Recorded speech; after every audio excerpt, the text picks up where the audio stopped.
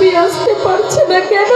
না দ্রৌপদী আমাকে একটা বাহু তুলে এত পাথরে পড়তে যাচ্ছে, কিন্তু আরেকটা বাহু দিয়ে নিজেকে লজ্জা নিবারণ করেছে।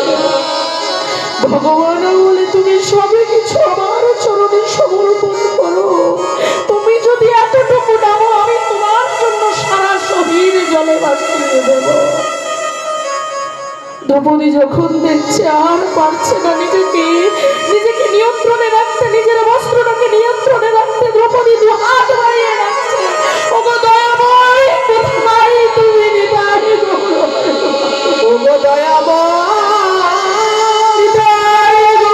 কৃষ্ণ প্রেমানন্দে হরি বল, হরি বল।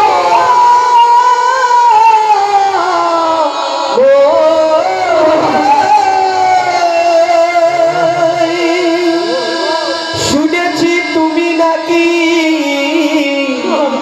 দিনের দয়াল প্রভু, হে হে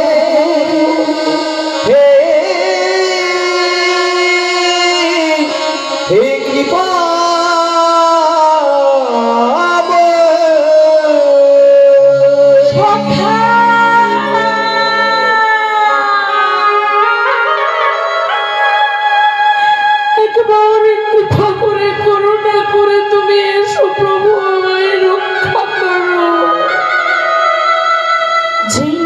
নিজের মুখ থেকে একটি হাত সরে গিয়ে দুটো বাহু সমর্পণ করল। দুটো বাহুই গোবিন্দের জন্য উন্মুক্ত হয়ে গেল। ভগবান আর থাকতে পারলেন না, ভক্তের ডাকে সাড়া দিতে চলে। কৌরবরা যত কাপড় টেনে নেয়, ভগবান তত কাপড় দিয়ে দ্রৌপদীর সম্মান রক্ষা করে। প্রভু, ও প্রভু, তুমি এসেছো প্রভু, কৃপা করে করুণা করে তুমি এসেছো প্রভু আমার ডাকে। দ্রৌপদী কাঁদছে, আরে ভগবান তখন বাবা দ্রৌপদীর জন্য আর রইলেন না। ভগবান নিজে হাতে দ্রৌপদীকে রক্ষা করলেন। বাবা যখন সবই কিছু নিয়ে নিল, আর কৌরবরা পাণ্ডবদেরকে দিয়েছিলেন একখণ্ড ভূমি, যেটা কিনা পাথরে পরিপূর্ণ, আর সেই পাথরে পূর্ণ জমি কি আমার পাণ্ডবগণ এক শাড়ির মহল বানিয়ে তুললেন। দেখতে গেলেন কৌরব, প্রথম কৌরব দেখতে গেলেন, দেখলেন এই অনুর্বর জমি, প্রস্তর খণ্ড দেওয়া জমি, এত সুন্দর বাড়ি। আর বাবা সবই লীলা। ভগবান আমার এই কৌরবদের পাণ্ডবদেরকে এমন ভাবে গৃহটা নির্মাণ করে দিয়েছিলেন, যার সম্মুখে ঢুকতে গেলে দেখতে পুকুরের মতো, জলাশয়ের মতো, কিন্তু বাবা জল নেই। আবার একটি যখন সিংহদুয়ার পার হয়ে যাবেন, ঠিক সেটি জলের মতো দেখতে, জলাশয়ের মতো দেখতে, অথচ সেটাতে জল রয়েছে। যেই না বাবা প্রথম কৌরব দেখতে সুন্দর গৃহ দেখে, যেই না বাবা জল দেখে আস্তে আস্তে পা দিলেন, দেখলেন বাবা ভূমি তো সেটা, জল তো নয়। পেরিয়ে গেলেন গণ্ডিটা। ভগবানের বাবা, ভগবান কাকে হাসায় কারে কাঁদায় ভগবান জানে। আপনি আমি তার কি? ভগবান কাকে তুলবে কাকে ফেলবে সেই জানে, তাই না বাবা? কথাই বলে তো আজ যে রাজা কাল সে ঠকে, তাই না বাবা? আর নামের গুণে বোবা হাসে, খোড়া চলে, বোবা কথা বলে, অন্ধ চোখে দেখতে পায়, তাই না? ভগবানের করুণা বিনা কিচ্ছু হয় না। যেই না বাবা প্রথম সিংহদুয়ার পেরিয়ে ঢুকতে যাবে গৃহের মধ্যে, ওই একই রকম জলাশয় ভূমি দেখেছেন। উনি দেখে ভাবলেন প্রথমেরটা পা দিয়েছি কিছু হয়নি, মানে এটাতেও কিছু হবে না। বাবা দিয়েছে প্রথম পদ বাহির করে। যেই না দিয়েছে বাবা, দ্রৌপদী ওই দৃশ্য দেখছিলেন প্রাসাদের ওপর থেকে। তিনি দেখলেন যাচ্ছেন প্রথম কৌরব, আর জলাশয় ভূমিতে পড়ে। আর এমন জিনিস দেখে বাবা দ্রৌপদী আমার উচ্চাঙ্গ হাসি হেসে উঠলেন, আর সেই হাসিতে কৌরবদের বড় অসম্মান লাগলেন। হলো বাবারা কুরুক্ষেত্রের মাঠে যুদ্ধ। নিতাই গৌর হরি বল। কুরুক্ষেত্রের মাঠে যেটা 17.5 দিন যুদ্ধ হয়েছিল, যেটাকে আমরা 18 দিনের যুদ্ধ মনে করি, এই যুদ্ধে যখন কৌরবরা মাতৃ প্রণাম করে যুদ্ধে চলে গেলেন, বাবা পাণ্ডব এসে বলছে মাকে প্রণাম করি, প্রভু মাগো জয় কাদের হবে? না বলে জয় কাদের হয় জানিস বাবা? যে পক্ষে কৃষ্ণ নয় সে পক্ষের হবে। তা বাবা কৃষ্ণ তারা কার পক্ষে ছিল? কৃষ্ণকে কারা স্মরণ করে গিয়েছিল? কৃষ্ণকে পাণ্ডবরা স্মরণ করে গিয়েছিল। তা বাবা পাণ্ডবরা স্মরণ করে গেলেন, পাণ্ডবরা স্মরণ করে গেলেন, যুদ্ধে গেলেন। যুদ্ধে কৃষ্ণ ছিল পাণ্ডবদের পক্ষে, তাই বাবা মহাভারতে কুরুক্ষেত্রের যুদ্ধে জয়ী হলেন কারা? না পঞ্চ পাণ্ডব। যুদ্ধ শেষ করে যখন 17.5 দিনের পরে মা গান্ধারী আমার মনে মনে ভাবছি আমার 100 পুত্র সবাই মিলে চলে গেল, আর আমি একা পড়ে রইলাম, কারও আমি খবর পেলাম না। হাতে একটা মশাল নিয়ে বাহির হয়ে গেল, কুরুক্ষেত্রের ভূমিতে খুঁজতে খুঁজতে চলেছে। কুরুক্ষেত্রের ভূমি আজ শ্মশানের ভূমিতে পরিণত হয়ে গেছে। গান্ধারী আমার একটা একটা করে মরা উল্টে উল্টে দেখছে, কোনোটার হাত নেই, কোনোটার পা নেই, কোনোটার পেট ফাটা, আবার কোনোটার মুন্ড নেই। কাঁদতে কাঁদতে আমার গান্ধারী ছুটছে রে খোকা, ওরে খোকা রে,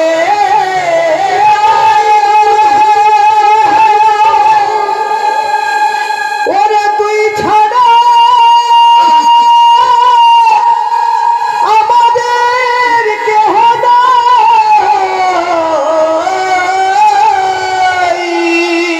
খোকা ওরে কৃষ্ণ কৃষ্ণ রে, খোকা।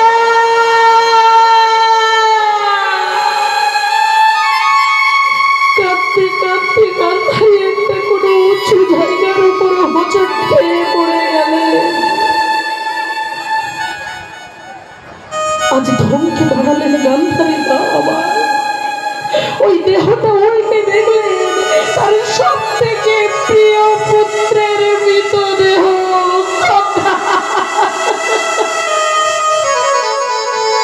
কাঁদতে কাঁদতে গান্ধারী আমার মাটিতে লুটিয়ে পড়ে কাঁদছে চিৎকার করে, খোকা খোকা খোকা করে।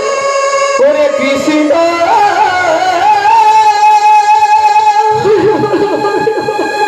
ওরে তুই ছাড়া যে আমার আর কেহ নাই কৃষ্ণ রে,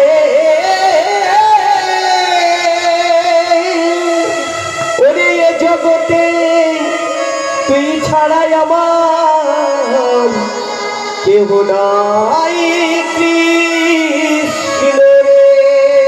কৃষ্ণ কোথায় তুই, কোথায় তুই? তোর মনের শান্তি মিটেছে কৃষ্ণ।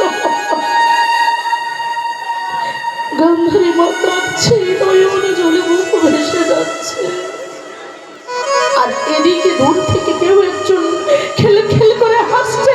কে কে কোথা থেকে হাসছে? এমন করে কেন হাসছে? কে? সামনে এসে দাঁড়া সন্তাও আমার।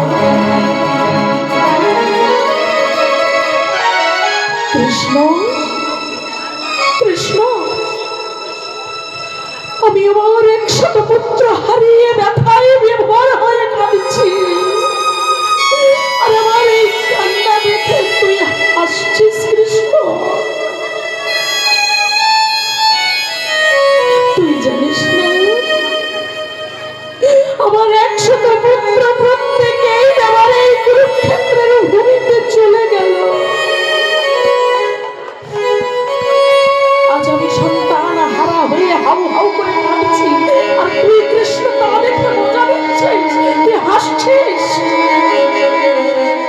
পিসিমা, পিসিমা, কৃষ্ণ গান্ধারীকে বলছে পিসিমা, মনে নেই এটা তো তোমার হওয়ার ছিল গো, তোমার মনে নেই তুমি কি কাজ করেছিলে, তোমার মনে নেই? কৃষ্ণ স্মরণ করে দেখো, যেদিন কুন্তি বর দিয়েছিল, কুন্তি মায়ের বরটা তুমি চুরি করে নিয়েছিলে। এই 100 পুত্র তো তোমার নয়, এই 100 পুত্রের আশীর্বাদ তো মা কুন্তি। ও মা তো অভিশাপে হোক আশীর্বাদে হোক 100 সন্তানকে পেটে ধরেছে মা। গান্ধারী ছিলেন সতী নারী, কারণ তার স্বামী চোখে দেখতে পেত না বলে নিজের নয়ন দুটোকে কাপড়ে বাঁধা রেখেছিলেন তিনি। গান্ধারী বলছেন কৃষ্ণ ঠিক কথা, আমি অন্যায় করেছি, তাহলে আমার ছেলেরা তো কোনো অন্যায় করেনি। তাহলে আজ তুই চাইলে তুই নাকি লোকে বলে তুই ভগবান, তুই নাকি অন্তর্যামী, তুই নাকি অনাদির আদি গোবিন্দ, তুই নাকি সর্বকারণের কারণ, তবে তুই কি পারতিস না এই যে যুদ্ধ হয়েছিল, যুদ্ধটাকে থামাতে তুই কি পারতিস না? কিন্তু তুই করলি না, আরো যুদ্ধটাকে ত্বরান্বিত করে দিবি। তবে শোন কৃষ্ণ, তুই যেমন যুদ্ধটা করি আজকে আমাকে সন্তান হারা করে দিবি, আমি তোকে অভিশাপ দিচ্ছি, তোর ওই দ্বারকা, সাধের দ্বারকা নগরী, ওই সন্তানে নিচে নিচে মারামারি করে ধ্বংস হয়ে যাবে। তোর ওই সাধের নগরী একদিন সমুদ্রের তলায় চলে যাবে। সাধের দ্বারকা নগরী আর আছে গো, সমুদ্র থেকে নিচে অনেক চলে গেছে।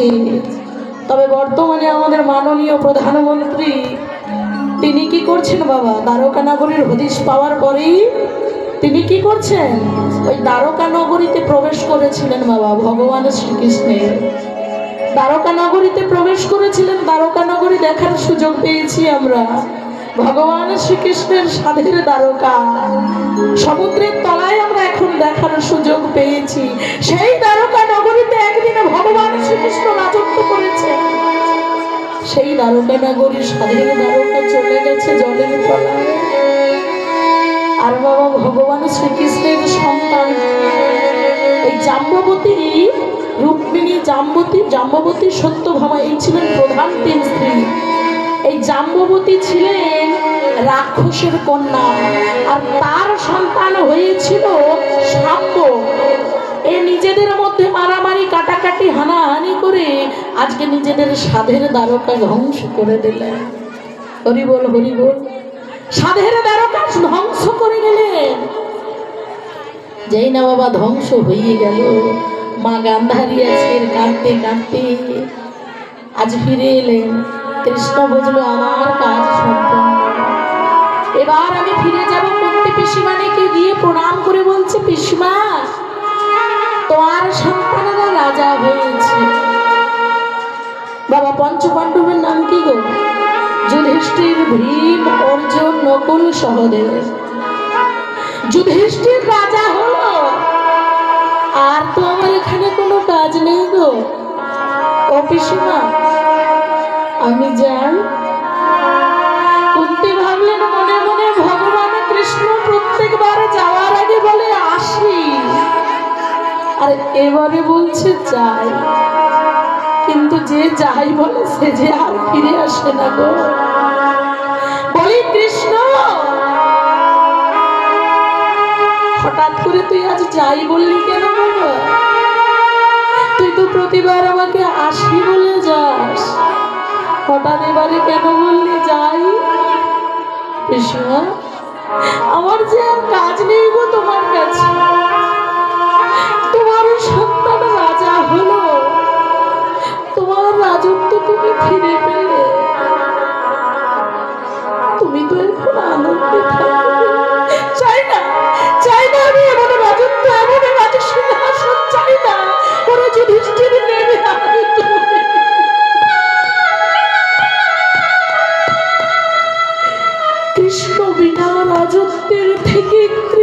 আমাকে নিয়ে পথে পথে ঘুরে বেড়ানো বলে। তবু কৃষ্ণ ছাড়া রাজ সিংহাসন আমার চাই না। নেমে আয় বাবা, নেমে আয়। কাঁদতে কাঁদতে কুন্তি আমার কাছে, পিসিমা আমি যে শুধু তোমার একার নাই গো, আমি যে জগৎ সংসারে, এই জগৎ সংসারকে সুস্থ রাখার দায়িত্ব, এই জগৎ সংসারকে রক্ষা করার দায়িত্ব নিয়েছি। কেমন করে নেমে যাব গো? যাব না পিসিমা, তুমি থাকো। কৃষ্ণ চলে গেল। প্রিয় সখা হলো অর্জুন। অর্জুনকে বলছি, অর্জুন অর্জুন অনেক যুদ্ধ করেছি, পাপ করেছি, কত কি করলাম, আর হচ্ছে না। চলো অর্জুন একটু গঙ্গা স্নান করে আসি। যেই বলেছে বাবা গঙ্গা স্নান করে আসি, অর্জুন নিয়ে চলেছে কৃষ্ণকে। অর্জুন বাবা যাচ্ছে গঙ্গা স্নানে, কৃষ্ণ তার রথের সারথি। আহা